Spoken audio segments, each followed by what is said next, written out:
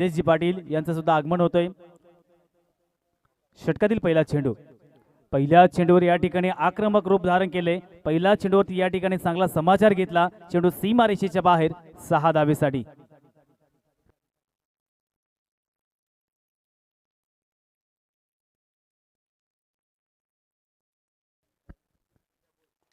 करणने हे जाणलेलं आहे की 3 षटकांचा सामना आहे।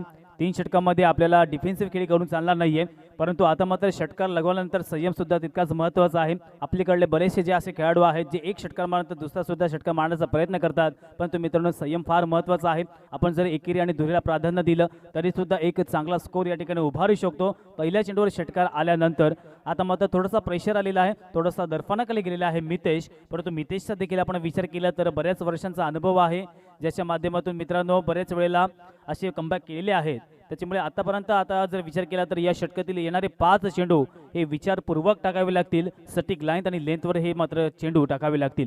षटकातील पुढे चेंडू स्ट्रायकिंगला आहे फलंदाज करण, जो अगोदरच्या सामन्यामध्ये देखील एक तडाखेबंद फलंदाजी केली होती आणि या सामन्यामध्ये कशा पद्धतीने फलंदाजी करणार।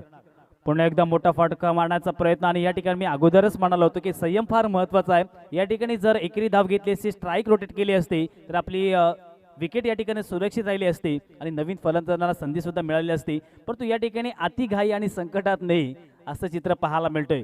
मित्रांनो आपल्याला जर एखादं प्रोफेशनल खेळाडू बनायचं असेल ना तर विचारपूर्वक क्रिकेट खेळणं हे फार महत्त्वाचं आहे। निलेशजी पाटील काय म्हणाले याबद्दल?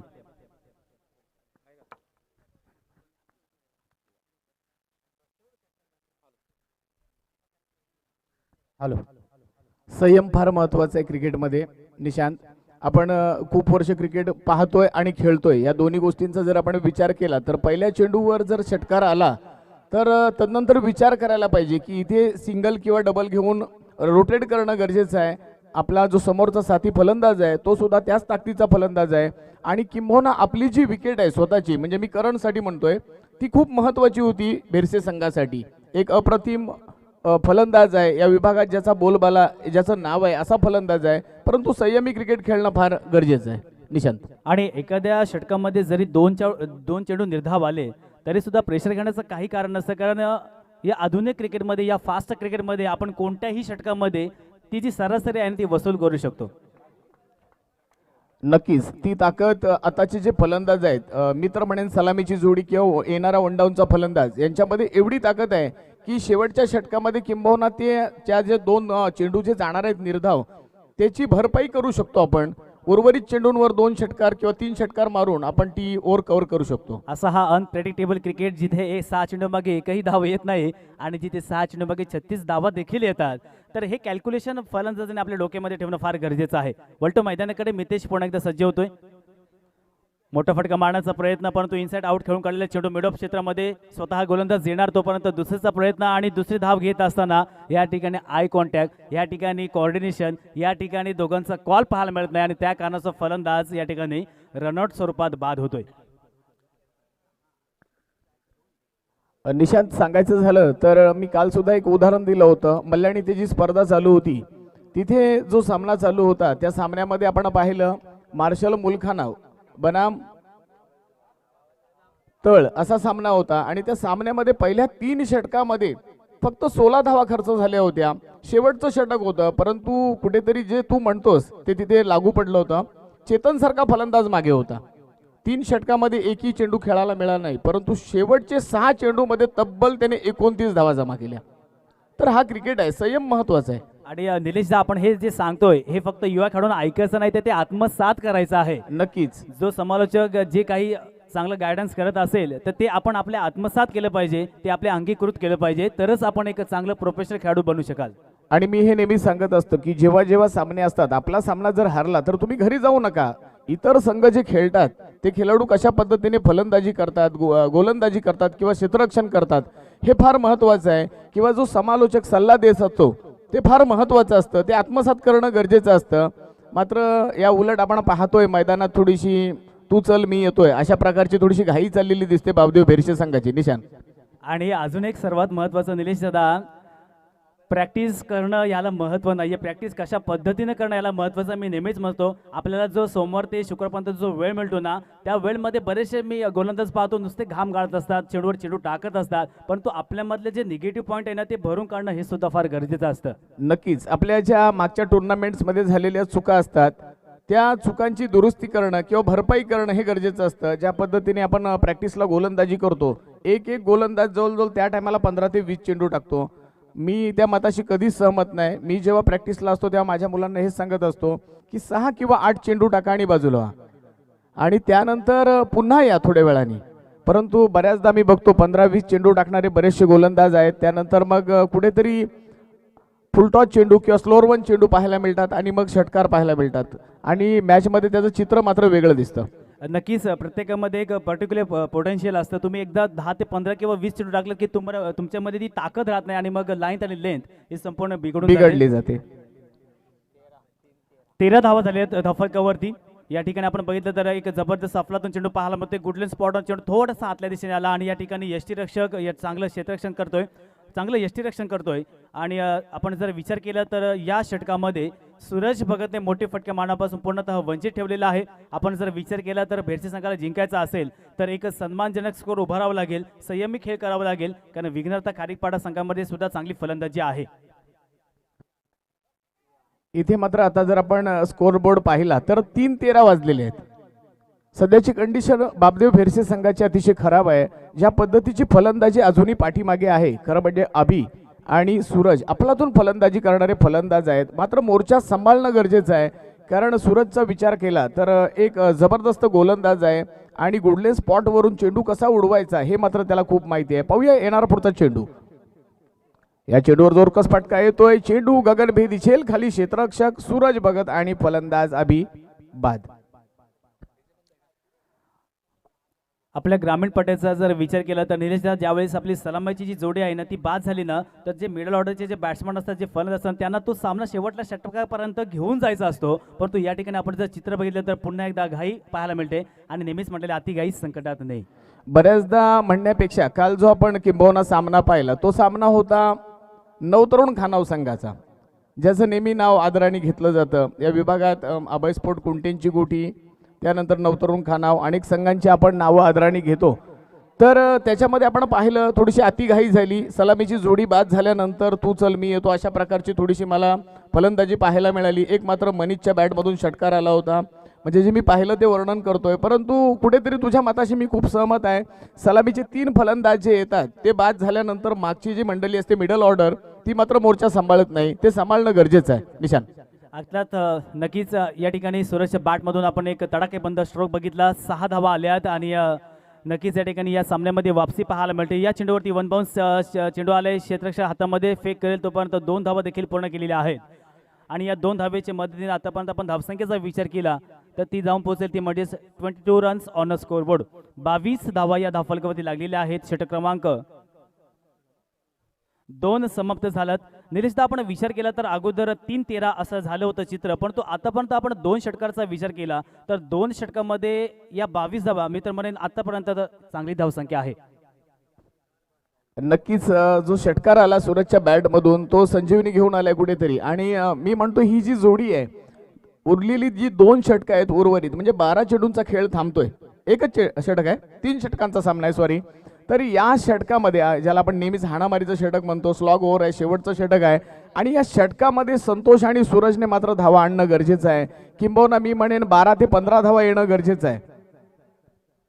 ऋषभ आहे शेवटल्या षटकामध्ये आपण जो शब्द वापरतो हाणामारी, परंतु हाणामारीच्या वेळेला जरी एकी आणि दुरी धाव जरी आली ना तरी ती सुद्धा फार महत्त्वाची असते, कारण आपण भरपूर असे सामने पाहतो एक धावेसाठी हारत असतात. नक्कीच एक धाव ही फार महत्त्वाची असते, पण एक धावेबरोबर जर शेवटच्या षटकामध्ये इथे 10 ते 15 धावा जर आल्या, बघा हे षटक असतं, हे षटक मारण्यासाठी असतं, कारण शेवटचं षटक आहे आणि लूज गोलंदाज असतो त्यावेळेला तो गोलंदाज असतो तो मात्र अगदी आपला 3रा किंवा 4थ्या नंबरचा गोलंदाज आपण वापरत असतो आणि इथे धावा येणं गरजेचं आहे. असा संतोष म्हात्रेच्या बॅटमधून येतोय षटकार. पण कधी कधी काय होतं, मोठे फटके मारण्याचा प्रयत्न असतो तो मानस असतो, परंतु त्यामध्ये चेंडू निर्धाव जाण्याचे चान्सेस सुद्धा तितकेच जास्त आणि विकेट सुद्धा खर्च होते कधीतरी अशा वेळेला. त्याच्यामुळे प्रत्येक चेंडू हा बॅटवर येणं फार गरजेचं आहे. उलट मैदानाकडे संतोष आहे, संतोषच्या बॅटमधून एक जबरदस्त ज्याने आपल्या रसिक प्रेक्षकांना आपल्या गोलंदाजीवर प्रभावित केले.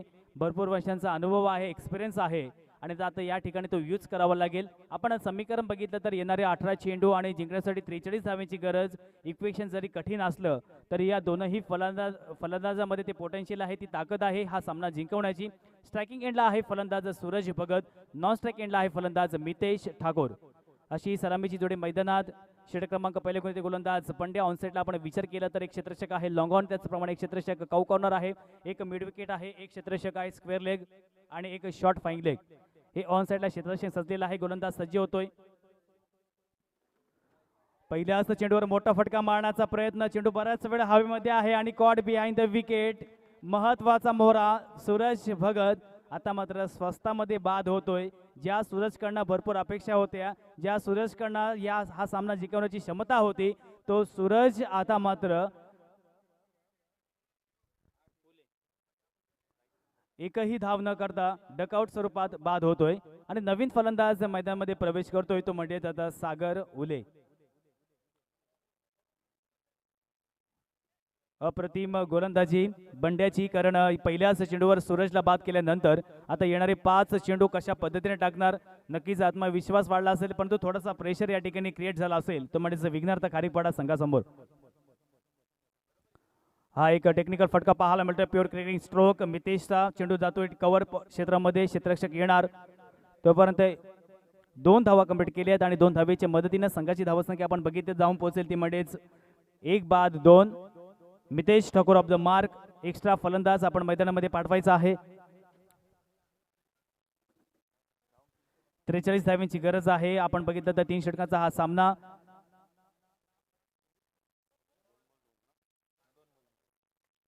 जिंकायचा असेल तर प्रति षटकामध्ये 14 ते 15 धावा काढाव्याच लागतील, ती सरासरी ठेवावी लागेल, तरच आपण त्या आव्हानापर्यंत पोहोचू शकाल. प्रथम सत्रामध्ये मित्रांनो पहिल्या 2 षटकांचा आपण विचार केला तर भेरसी संघ पूर्णपणे बॅकफुटवर गेला होता, परंतु सूरज जो आला त्याने 2 षटकार जे लगावले त्यातून एक चांगला मोमेंटम क्रिएट झाला, चांगलं टेम्परमेंट त्या ठिकाणी पाहायला मिळालं आणि एक चांगली एक सन्मानजनक धावसंख्या या ठिकाणी उभारली भेरसी संघाने. आणि त्याला फेस करत असताना या ठिकाणी थोडासा प्रेशर होता सूरजवरती आणि तो प्रेशर या ठिकाणी घेताना नक्कीच या ठिकाणी तो बाद झालेला आहे आणि नवीन फलंदाज या ठिकाणी आलेला आहे, तो सागर. चला आयोजक, आपण स्वतः या ठिकाणी वेळ घ्यायचा नाहीत, आपण स्वतः यजमान आहेत, तर मी विनंती करतो आपण जास्त वेळ दवडायचा नाही. विचार जरूर करा, चेंजेस जरूर करा, परंतु वेळ मात्र कमी खर्च करायचा आहे. 2 चेंडू झालेले आहेत. संघाची धावसंख्या 2 लागते धावफलकावरती. षटक क्रमांक पहिले चालू आहे. या ठिकाणी पुन्हा एकदा हलक्यात चेंडू खेळून काढलेला आहे. चेंडू बॅकवर्ड डीप पॉइंट क्षेत्रामध्ये जातोय. डीप मध्ये खेळाडू तैनात आहे. 1 धाव मात्र कंप्लीट केली. दुसरीचा प्रयत्न करत आहे, परंतु पंचांकडून मात्र कोणत्याही प्रकारचा रिस्पॉन्स येत नाहीये. फलंदाज सुरक्षित क्रीजमध्ये पोहोचते सागर उले. आणि आता आपण बघितलं तर एकेरी आणि दुहेरीने काम होणार नाहीयेत, त्यासोबत आपल्याला मध्ये मध्ये एका मोठा स्ट्रोक सुद्धा मारावा लागेल. मग चौकार किंवा षटकार हे जर आले नाही तर कुठेतरी आपला संघ बॅकफुटवर जाईल. जिंकायचा असेल तर आता मात्र मोठे स्ट्रोक येणं फार गरजेचं आहे. पहिल्या षटकाचा आपण विचार केला तर 3 चेंडू मागे फक्त 3 धावा खर्च केल्यात गोलंदाज पंड्यानं. हे दोनही फलंदाज मित्रांनो जर मैदानामध्ये थांबले तर शेवटल्या क्षणापर्यंत हे मात्र झंझट देणार आणि आपला सामना जिंकवणार यात मात्र शंका नाहीये. परंतु आता मात्र या ठिकाणी बंड्याची सुद्धा एक भेदक गोलंदाजी आपण पाहतोय. लोअर फुल टॉस. चेंडू कार्पेट सारे कोण कॉल मिड ऑफ क्षेत्रामध्ये डीप मधून खेळाडू येणार, तोपर्यंत एकच धाव फक्त कंप्लीट केली जाते. एका धावेच्या मदतीने या ठिकाणी संघाची धावसंख्या जाऊन पोहोचेल ते म्हणजेच 4. सरासरी आपण विचार केला तर सरासरी आहे ती म्हणजे 13 ते 14 धावांची आणि ती पूर्ण करत असताना आतापर्यंत कुठेतरी बॅकफुटवर गेलेला आहे संघ, कारण 4 चेंडूंचा खेळ 5 चेंडूचा खेळ मात्र झालेला आहे. 4 चेंडूचा खेळ झालेला आणि 4 चेंडू मागे फक्त 4 धावा खर्च केलेल्या आहेत. आता मात्र बॅक टू दी बॉल खेळून स्ट्रेट ड्राईव्हच्या दिशेने क्षेत्ररक्षक आहे डीप मध्ये येणार, तोपर्यंत दुसरीचा प्रयत्न आणि 2 धावा देखील पूर्ण केलेल्या आहेत. 5 चेंडू मागे 6 धावा लिहिल्या आहेत. मोठे फटके मारण्याचा प्रयत्न करतोय, परंतु बंड्यांचं कौतुक करावं लागेल. प्रत्येक चेंडू हा विचारपूर्वक टाकला जातोय आणि नक्की त्याचा एक्झिक्यूट सुद्धा पाहायला मिळतोय. आणि आता षटकातील शेवटला 1 चेंडूचा खेळ येणं बाकी असेल. संघाची धावसंख्या आपण बघितली तर 6 धावा लागतात धावफलकावरती आणि एक महत्वाचा मोला सूरज भगत हा मात्र तंबूत परततोय. हा देखील एक स्क्वेअर कट फटका पाहायला मिळतोय. बॅकवर्ड डीप पॉइंट मध्ये क्षेत्ररक्षक तैनात आहे. 1 धाव मात्र कंप्लीट केली आणि या ठिकाणी मिसफील्ड पाहायला मिळते. एकच धाव ती त्या एका धावेचं रूपांतर चौकारामध्ये होते आणि एक षटकाच्या समाप्तीनंतर आपण संघाची धावसंख्या बघितली तर ती धावून पोहोचेल 10 धावा दुहेरी अंकामध्ये.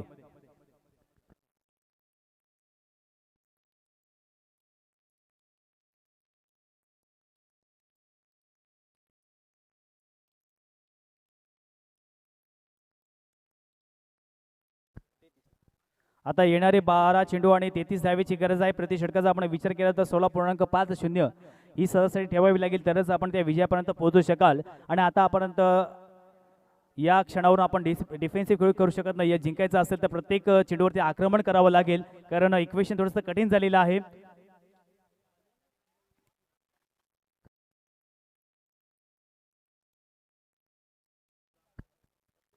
येणारे 12 चेंडू आणि 33 धावेची गरज आहे. थोडीशी घाई करायची आहे. मी दोनही संघांना विनंती करतो खास करून फिल्डिंग करणाऱ्या संघाला आपण जास्त वेळ मात्र दवडायचा नाहीत. आपण स्वतः आयोजक आहात. आज दिवसामध्ये आपल्याला ही स्पर्धा समाप्त करायची आहे. गेल्या 2 दिवसामध्ये मग खेळाडू असतील किंवा रसिक प्रेक्षक असतील एक अतिशय चांगले या ठिकाणी सहकार्य केलं. हेच सहकार्य आम्हाला अंतिम क्षणापर्यंत अपेक्षित आहे. येणारे 12 चेंडू आणि जिंकण्यासाठी 33 धावांची गरज असताना षटक क्रमांक दुसरा घेऊन येतो गोलंदाज करण. स्ट्रायकिंग एंडला फलंदाज आहे सूरज. जिंकायचं असेल तर आता मात्र आक्रमक अग्रेसिव्ह फलंदाजी करावी लागेल. ऑन साईडला आपण क्षेत्ररक्षक पाहू शकाल. एक लॉंग ऑन आहे त्याचप्रमाणे एक क्षेत्ररक्षक आहे. कॉर्नर एक मिड विकेट आहे. मोठा फटका मारण्याचा प्रयत्न पंचांकडे अपील जोरदार केलेली आहे परंतु या चेंडूवरती मात्र कोणत्याही प्रकारची धाव येणार नाहीये. प्रेशर टाकण्याचं काम हे करणच्या माध्यमातून पाहायला मिळते. पहिला चेंडू आपण बघितला तर यॉर्क करण्याचा प्रयत्न केला आणि तो सक्सेसफुल सुद्धा झालेला आहे. सागर मोठे फटके मारण्याचा प्रयत्न करतोय परंतु चेंडू मध्ये त्याच्या रडारमध्ये येत नाहीये, त्याच्या स्लॉटमध्ये येत नाहीये. मारायचं असेल तर आता मात्र या ठिकाणी खऱ्या अर्थानं करणला मात्र मेहनत घ्यावी लागेल आणि सागरला सुद्धा. पुन्हा एकदा हॉरिझॉन्टल बॅटने मारण्याचा प्रयत्न. 1 बाउन्स चेंडू जातोय सीमारेषेच्या बाहेर 4 धावेसाठी. 14 धावा धावफलकावरती लागलेल्या आहेत. षटक क्रमांक दुसरा चालू आहे. आपण जर विचार केला तर आतापर्यंत वापसी केलेली आहे विघ्नहर्ता खारीकपाडा संघाची. कारण जिंकायचं असेल तर आता मात्र प्रत्येक चेंडूवर प्रहार करणं फार गरजेचं आहे. ते मात्र आता अनिवार्य झालेलं आहे कारण पहिल्या षटकामध्ये एक चौकार जर सोडला तर बंड्याने एक अप्रतिम गोलंदाजी टाकली होती आणि तो प्रेशर मात्र आता विघ्नहर्ता खारीकपाडा संघामध्ये आहे.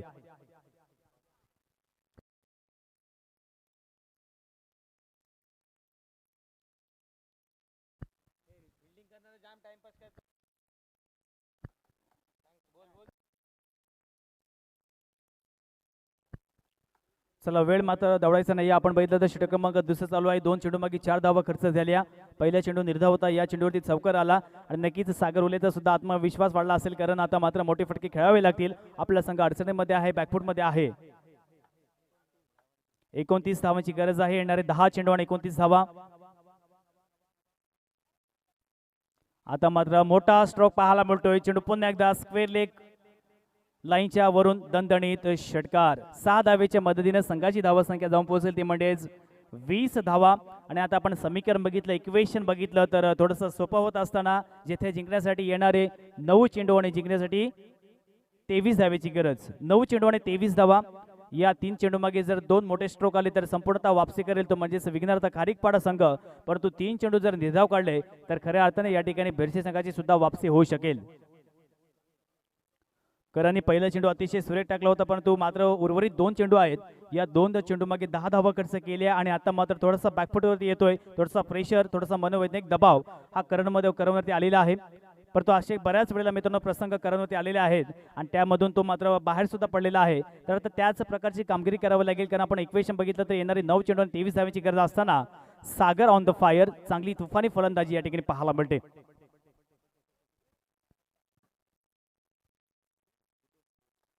पुन्हा एकदा मोठा स्ट्रोक आणि या चेंडूवरती सुद्धा लॉंग लेगच्या डोक्यावरून पुन्हा एकदा बॅक टू बॅक दुसरा षटकार पाहायला मिळतोय आणि आता मात्र पुनरागमन करते आणि या ठिकाणी वापसी पाहायला मिळते ती म्हणजेच सागरची आणि आपल्या विघ्नहर्ता खारीकपाडा संघाची.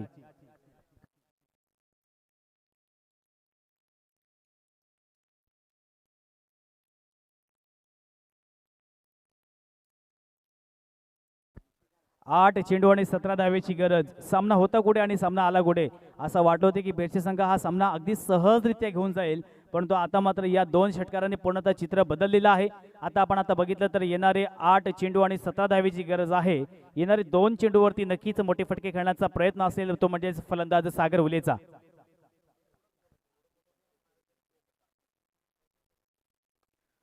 बॅटची कडे घेऊन या ठिकाणी जबरदस्त दर्शनीय झेल, कॅच ऑफ द टुर्नामेंट म्हणावं लागेल. नक्कीच निशिकांत याच्या माध्यमातून शॉर्ट टर्मला तैनात होता आणि असं वाटत होतं की काही क्षणावर पुरतं की हा चेंडू चौकारच्या दिशेने जाईल की काय, परंतु ऐन टायमाला एक जबरदस्त 100% एफर्ट्स दिले आणि हा मात्र झेल पकडलेला आहे.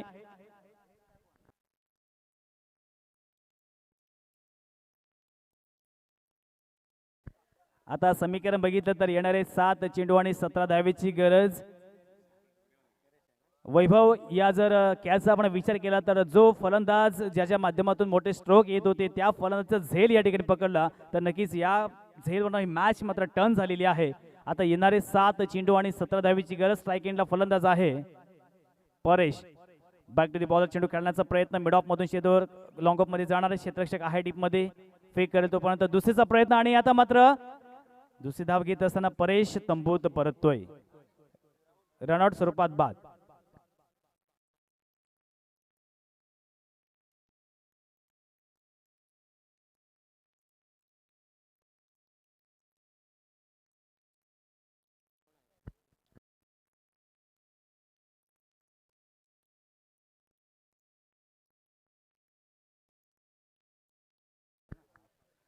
आता मात्र समीकरण बघितलं तर येणारे 6 चेंडू आणि 16 धावेची गरज.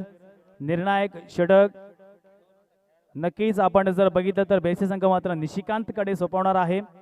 ज्या निशिकांतने कालच्या दिवसाचा आपण विचार केला तर ते मॅच मात्र जिंकवली होती आणि आज सुद्धा तसंच चित्र पाहायला मिळते, जिथे जिंकण्यासाठी येणारे 6 चेंडू आणि 17 धावेची गरज आहे. स्ट्रायकिंग एंडला फलंदाज आपण बघितला तर मितेश जो सलामीचा फलंदाज आहे तो 6 चेंडू आणि 16 धावेची गरज आहे. सलामीचा फलंदाज अजूनही तैनात आहे मितेश आणि त्याच्या समवेत त्याला साथ देण्यासाठी आले नवीन फलंदाज ऋतुराज. हे दोन्ही आपण जर खेळाडूंचा विचार केला, दोन्ही फलंदाजांचा विचार केला तर सख्खे बंधू आहेत आणि या बंधूंवरती जबाबदारी आहे. येणारे 6 चेंडू आणि 16 धावेची गरज.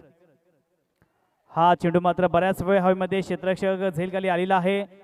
दर्शन आणि दर्शनच्या माध्यमातून एक जबरदस्त रनिंग कॅच, दर्शनीय झेल.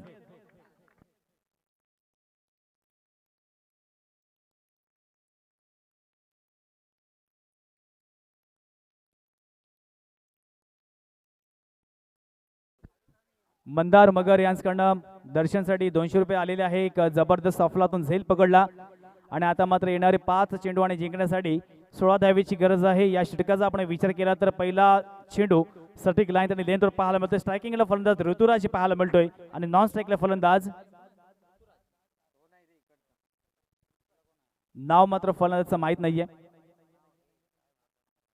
पुन्हा एकदा मोठा फटका, बऱ्याच वेळ चेंडू हवेमध्ये स्वतः गोलंदाज देतोय झेलखाली आणि हा मात्र झेल तर सुटलेला आहे आणि या चेंडूवरती 2 धावा मात्र आलेल्या आहेत आणि आता मात्र 2 धावांची संघाची धावसंख्या आपण बघितली तर जाऊन पोहोचेल ती म्हणजेच 29 रन्स ऑन स्कोरबोर्ड. आता आपण समीकरण बघितलं तर येणारे 4 चेंडू आणि जिंकण्यासाठी 14 धावेची गरज. 4 चेंडू आणि 14 धावा म्हणजे 2 मोठे स्ट्रोक येणं हे फार गरजेचं असेल, अनिवार्य असेल. ते म्हणजेच विघ्नाचा खारीकपाडा संघाला आणि निर्धाव चेंडू काढणं हे भरती संघाला सुद्धा तितकंच गरजेचं असेल. आपण निशिकांचा विचार केला तर एक लेदर क्रिकेटर आहे ज्याच्याकडे भरपूर वर्षांचा अनुभव आहे, परंतु सायकिंग एंडला जो ऋतुराज आहे तो यावर्षी एक जबरदस्त फॉर्म मध्ये आहे. जिंकायचं असेल तर आता मात्र 4 चेंडू मागे आपल्याला 14 धावा कराव्या लागतील. पुन्हा एकदा सज्ज गोलंदाज निशिकांत. हा मात्र फुलर लेंथचा चेंडू होता, कार्पेट सहारे खेळून काढलेला आहे. 1 धाव तर कंप्लीट. दुसरीचा प्रयत्न, चांगला थ्रो पाहायला मिळतो परंतु चेंडू कलेक्ट करण्यामध्ये या ठिकाणी यश येत नाहीये आणि या चेंडूवरती सुद्धा 2 धावा आलेल्या आहेत. आणि आता आपण समीकरण बघितलं तर येणारे 3 चेंडू आणि 12 धावा. एक रोमांचक स्थितीमध्ये सामना पाहायला मिळते, रोमहर्षक असा सामना पाहायला मिळते, जिथे जिंकण्यासाठी येणारे 3 चेंडू असतील आणि 12 धावेची गरज. स्ट्रायकिंगला फलंदाज आहे पुन्हा एकदा ऋतुराज.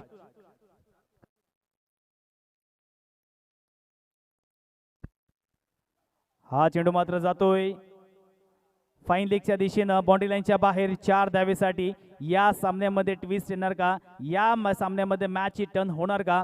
रसिक प्रेक्षकांना प्रेडिक्शन होणं फार कठीण होऊन बसलेलं आहे, जिथे जिंकण्यासाठी येणारे 2 चेंडू आणि जिंकण्यासाठी 8 धावेची गरज. 2 चेंडू आणि 8 धावा. 2 चेंडू आणि 8 धावा या सामन्यामध्ये काय होणार असं वाटत होते की सहज बेरजे संघ हा सामना जिंकेल, परंतु आता मात्र शेवटल्या क्षणाला वापसी केलेली आहे, ते म्हणजेच विघ्नार्थ खारीकपाडा संघानं. स्ट्रायकिंगला ऋतुराज ठाकूर फलंदाज आहे. 2 चेंडू 8 धावा. हा मात्र 1 धाव तर नक्कीच कंप्लीट. दुसरीचा प्रयत्न करणार का? दुसरीचा प्रयत्न दर्शन त्या ठिकाणी येतोय. झेल चांगला या ठिकाणी कॅच केलेला आहे, चांगला थ्रो सुद्धा आहे आणि आता मात्र रनआउट स्वरूपात ऋतुराज बाद होतोय. आणि आता आपण समीकरण बघितलं तर येणारा 1 चेंडू आणि जिंकण्यासाठी 7 धावेची गरज. 1 चेंडू आणि 7 धावा. जवळपास या सामन्यावरती विजयाची सांगड ही नक्कीच भेरचे संघाने घातलेली आहे, परंतु शेवटी क्रिकेट आहे, जोपर्यंत शेवटला चेंडू पडणार तोपर्यंत प्रेडिक्शन लावणं फार कठीण होऊन जाईल. कारण असे मी 2 सामने जे बघितले ज्या सामन्यामध्ये एका चेंडूमागे 13 धावा सुद्धा निघालेल्या आहेत, जिथे जिंकण्यासाठी 1 चेंडू आणि 7 धावेची गरज असताना फलंदाज आहे बंटी येतोय स्ट्रायकिंग एंडला. 1 चेंडू आणि 7 धावेची गरज आहे. स्ट्रायकिंग एंडला फलंदाज बंटी आहे. निशिकांत मात्र अंतिम चेंडू या षटकातील फेकेल. वेळ मात्र जास्त घ्यायचं नाही, मी विनंती पुन्हा पुन्हा करतोय.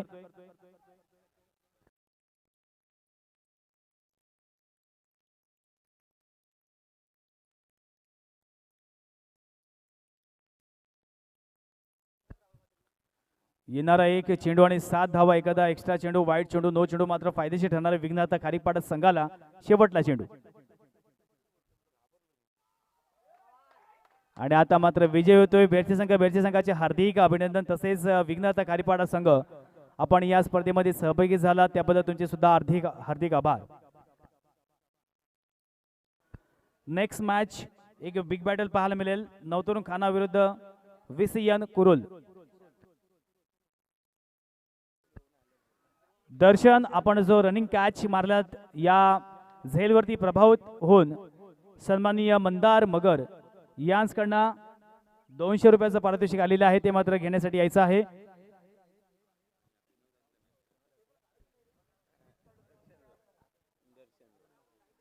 तसेच सन्माननीय अरुण मगर यांच्याकडनं सुद्धा जो दर्शननं झेल पकडला, दर्शनीय झेल दर्शनने पकडला, त्यासाठी 100 रुपयाचं पारितोषिक आलेलं आहे. तर असं एकंदरीत 300 रुपयाचं पारितोषिक एका झेलसाठी आलेल्या दर्शनसाठी.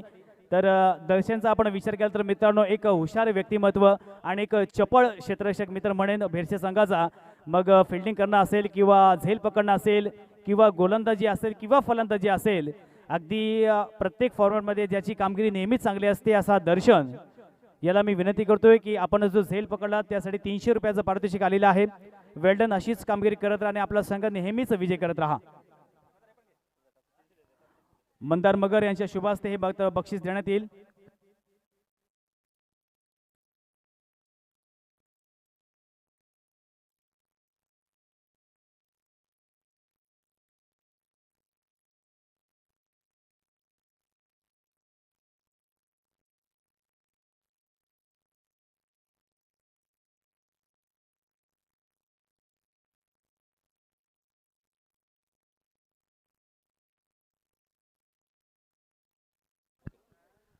हॅलो, विसियन कुरुल संघानं नाणेफेकीचा कॉल जिंकून प्रथम क्षेत्ररक्षण स्वीकारलेलं आहे. तर नवतरुण खानाव संघाने सलामीचे 2 फलंदाज आणि एक एक्स्ट्रा फलंदाज मैदानामध्ये पाठवायचा आहे. जोपर्यंत हे सत्र स्टार्ट होईल तोपर्यंत पुन्हा एकदा घेऊन जातोय voice of Maharashtra Yasin Merchant sir. धन्यवाद.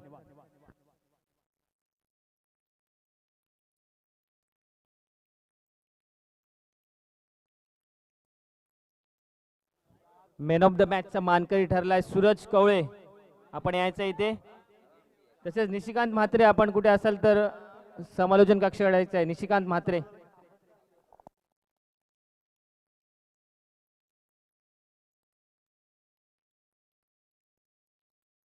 मंथन मगर, आपण कुठे असाल तर इथे स्टेजवर यायचं आहे. अविनाश म्हात्रे यांना मी विनंती करतो की, निलेश गोंधळे यांना मी विनंती करतो की सूरजला सन्मानित करायचं आहे. मॅन ऑफ द मॅच देऊन